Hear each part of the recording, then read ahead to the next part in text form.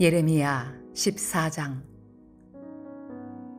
가뭄에 대하여 예레미야에게 임한 여호와의 말씀이라. 유다가 슬퍼하며 성문의 무리가 피곤하여 땅 위에서 애통하니 예루살렘의 부르짖음이 위로 오르도다. 귀인들은 자기 사환들을 보내어 물을 얻으려 하였으나 그들이 우물에 갔어도 물을 얻지 못하여 빈 그릇으로 돌아오니 부끄럽고 근심하여 그들의 머리를 가리며 땅에 비가 없어 지면이 갈라지니 밭 가는 자가 부끄러워서 그의 머리를 가리는도다. 들의 암사슴은 새끼를 낳아도 풀이 없으므로 내버리며 들나귀들은 벗은 산 위에 서서 승냥이같이 헐떡이며 풀이 없으므로 눈이 흐려지는도다. 여호와여, 우리의 죄악이 우리에게 대하여 증언할지라도 주는 주의 이름을 위하여 일하소서. 우리의 타락함이 많으니이다. 우리가 주께 범죄하였나이다. 이스라엘의 소망이시요 고난당한 때의 구원자시여, 어찌하여 이 땅에서 거류하는 자같이 하룻밤을 유숙하는 나그네같이 하시나이까. 어찌하여 놀란 자 같으시며 구원하지 못하는 용사 같으시니이까. 여호와여, 주는 그래도 우리 가운데 계시고 우리는 주의 이름으로 일컬음을 받는 자이오니 우리를 버리지 마옵소서. 여호와께서 이 백성에 대하여 이와 같이 말씀하시되, 그들이 어그러진 길을 사랑하여 그들의 발을 멈추지 아니하므로 여호와께서 그들을 받지 아니하고 이제 그들의 죄를 기억하시고 그 죄를 벌하시리라 하시고, 여호와께서 또 내게 이르시되, 너는 이 백성을 위하여 복을 구하지 말라. 그들이 금식할지라도 내가 그 부르짖음을 듣지 아니하겠고 번제와 소제를 드릴지라도 내가 그것을 받지 아니할 뿐 아니라 칼과 기근과 전염병으로 내가 그들을 멸하리라. 이에 내가 말하되, 슬프도소이다. 주 여호와여, 보시옵소서. 선지자들이 그들에게 이르기를, 너희가 칼을 보지 아니하겠고 기근은 너희에게 이르지 아니할 것이라. 내가 이곳에서 너희에게 확실한 평강을 주리라 하나이다. 여호와께서 내게 이르시되, 선지자들이 내 이름으로 거짓 예언을 하도다. 나는 그들을 보내지 아니하였고 그들에게 명령하거나 이르지 아니하였거늘 그들이 거짓 계시와 점술과 헛된 것과 자기 마음의 거짓으로 너희에게 예언하는도다. 그러므로 내가 보내지 아니하였어도 내 이름으로 예언하여 이르기를, 칼과 기근이 이 땅에 이르지 아니하리라 하는 선지자들에 대하여 여호와께서 이와 같이 말씀하셨노라. 그 선지자들은 칼과 기근에 멸망할 것이요 그들의 예언을 받은 백성은 기근과 칼로 말미암아 예루살렘 거리에 던짐을 당할 것인즉 그들을 장사할 자가 없을 것이요 그들의 아내와 아들과 딸이 그렇게 되리니 이는 내가 그들의 악을 그 위에 부음이니라. 너는 이 말로 그들에게 이르라.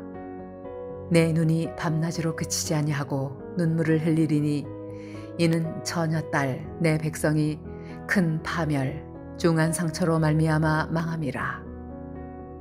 내가 들에 나간즉 칼에 죽은 자요 내가 성읍에 들어간즉 기근으로 병든 자며 선지자나 제사장이나 알지 못하는 땅으로 두루 다니도다.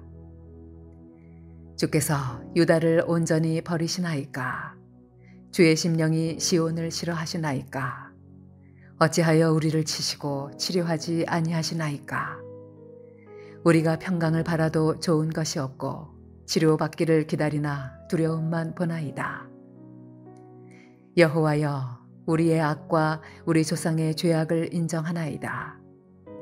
우리가 주께 범죄하였나이다. 주의 이름을 위하여 우리를 미워하지 마옵소서. 주의 영광의 보좌를 욕되게 마옵소서. 주께서 우리와 세우신 언약을 기억하시고 패하지 마옵소서. 이방인의 우상 가운데 능히 비를 내리게 할 자가 있나이까. 하늘이 능히 소나기를 내릴 수 있으리이까. 우리 하나님 여호와여, 그리하는 자는 주가 아니시니까. 그러므로 우리가 주를 앙망하옵는 것은 주께서 이 모든 것을 만드셨음이니이다 하니라. 할렐루야. 사랑하는 모래녹교회 성도 여러분, 오늘 하루도 주 안에서 승리하시길 바랍니다. 예레미야 14장은 극심한 가뭄이 임한 사실과 또 예레미야의 중보 기도가 나타나고 있습니다. 가뭄으로 인한 유다 백성들의 고통은 가중되었고요. 그 아픔이 너무나 컸습니다.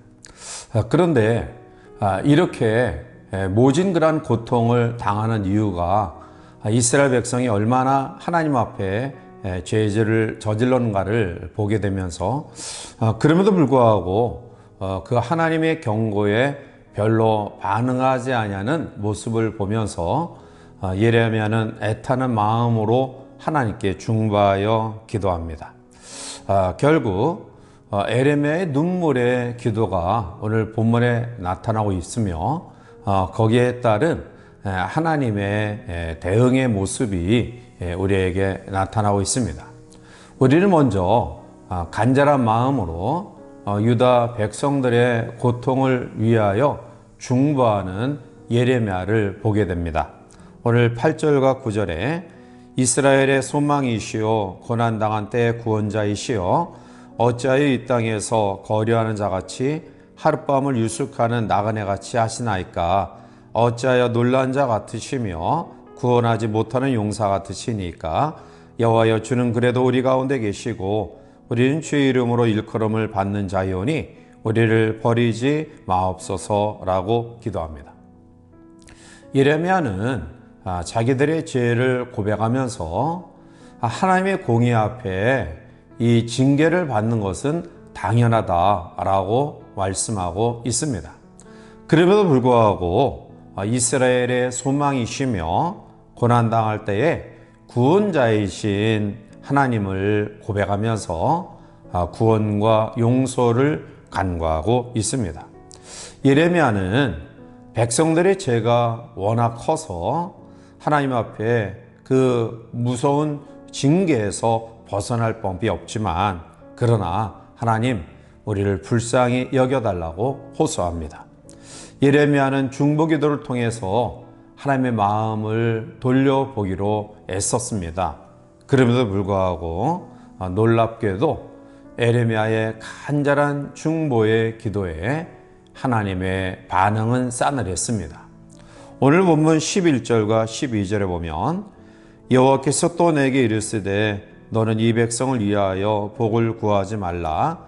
그들이 금식할지라도 내가 그 부르짖음을 듣지 아니하겠고 번제와 소제를 드릴지라도 내가 그것을 받지 아니할 뿐 아니라 칼과 기근과 전염병으로 내가 그들을 멸하리라 라고 말합니다. 이스라엘 백성과 하나님 사이에 낀 중보자 예레미야. 근데 그는 하나님 앞에 간절한 마음으로 기도했지만 하나님의 답변은 싸늘하게 내려옵니다. 예레미야의 중보 기도를 받지 않겠다는 것이 아니라 아예 중보 기도를 하지 말라는 태도입니다. 예레미야는 하나님을 자기들을 구원하시는 자, 우리 중에 계신 분, 또 우리는 주의 이름을 통해서 일컬음을 받은 선택받은 자입니다 라고 간구했지만 하나님은 싸늘하게 이 백성은 내 백성이 아니다 라고 자기와 상관없음을 이야기하면서 도리어 그 심판의 범위를 확대하여 징계하리라고 말씀합니다. 얼마나 낙심하고 좌절한 그런 상황입니까? 그럼에도 불구하고 예레미야는 중단 없이 또 계속해서 중보하여 기도합니다. 21절에 주의 이름을 위하여 우리를 미워하지 마옵소서 주의 영광의 보좌를 욕되게 마옵소서 주께서 우리와 세우신 언약을 기억하시고 패하지 마옵소서라고 기도합니다. 예레미야는 1차 기도와 같게 이스라엘 민족의 죄에 대한 하나님의 공의는 정당합니다 라고 고백합니다. 그리고 나서 하나님의 권능을 이야기하면서 자기들을 구해 달라고 애원하여 호소합니다. 그는 이스라엘 백성들의 그 죄에 대해서 아주 엄하게 징벌하시는 하나님께 항변을 하면서 우리는 언약 백성입니다. 언약의 토대 위에 세워진 하나님의 백성입니다. 그러니 하나님의 이름을 위하여 행해달라고 호소합니다. 이와 같이 중보 기도는 인내와 기다림이 필요합니다. 당장 우리의 중보의 기도가 응답되지 않는다고 해서 쉽게 중단해서는 안 됩니다. 하나님의 심판과 징계를 앞두고 우리가 중보하는 기도조차 하지 않는다고 한다면 그것은 또 다른 죄를 저지르는 것입니다. 따라서 예레미야 같이 우리가 계속해서 끊임없이 중보하여 기도해야 되는데요. 그런데 예레미야가 이렇게 낙심하지 아니하고 계속해서 중보할 수 있었던 이유가 무엇일까요? 그것은 그의 마음속에 하나님이 영원히 버리지 아니하시고 함께 하심을 믿었기 때문입니다. 물론 예레미야의 중보 기도는 당장 응답받지 않았지만 그러나 그는 계속해서 중단 없이 중보하여 나라를 위해 기도했습니다. 사랑하는 성도 여러분, 오늘 살아가는 우리의 시대가 어떠한 시대입니까? 이 시대는 총체적 난국의 시기를 우리가 살아가고 있습니다. 코로나 사태 이후 우리나라뿐만 아니라 전 지구촌이 어려워졌습니다. 경제적, 사회적, 국가적 위기가 도래했습니다. 사방 어디를 둘러봐도 캄캄한 암흑의 환경입니다. 자, 그런데 일할 때 우리에게 필요한 것은 바로 예레미야의 중보 기도입니다.